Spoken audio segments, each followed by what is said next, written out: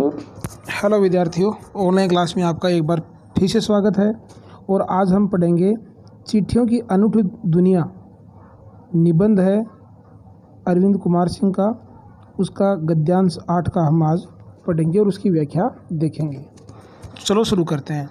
तो महात्मा गांधी के पास दुनिया भर से तमाम पत्र केवल महात्मा गांधी इंडिया लिखे आते थे और वे जहाँ भी रहते थे वहाँ तक पहुँच जाते थे। आज़ादी के आंदोलन की कई अन्य दिग्गज हस्तियों के साथ भी ऐसा ही था। गांधी जी के पास देश दुनिया से बड़ी संख्या में पत्र पहुंचते थे, पर पत्रों का जवाब देने के मामले में उनका कोई जोर नहीं था। कहा जाता है कि जैसे ही उन्हें पत्र मिलता था उसी समय वे उसका जवाब भी लिख देते थे। अपने हाथों से ही ज़्यादातर पत्रों का जवाब देते थे। जब लिखते लिखते उनका दाहिना हाथ दर्द करने लगता था तो वे बाएं हाथ से लिखने में जुट जाते थे।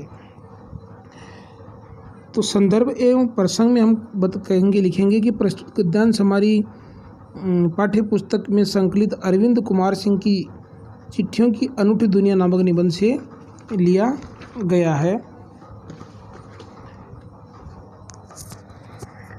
इसमें महात्मा गांधी के पत्र लेखन का जो कौशल है और जो पत्र लिखने की जो उनकी रुचि थी उसके बारे में बताया गया है।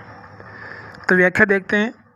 गांधी जी और अन्य महान नेताओं के जो पत्र बाहर से आते थे उन पर सिर्फ इंडिया पता लिखा होता था और ये पत्र गांधी जी और नेताओं पर पहुंच जाया करते थे। गांधी जी के पास भारत और अन्य देशों से बड़ी संख्या में पत्र आया करते थे। इन पत्रों का तुरंत जवाब लिखने के मामले में कोई अन्य नेता गांधी जी की बराबरी नहीं कर सका था। ये कहा जाता है कि पत्र जैसे ही गांधी जी को प्राप्त होता था वे तुरंत उसका उत्तर लिख दिया करते थे। आने वाले अधिकतर पत्रों के उत्तर गांधी जी स्वयं लिख दिया करते थे।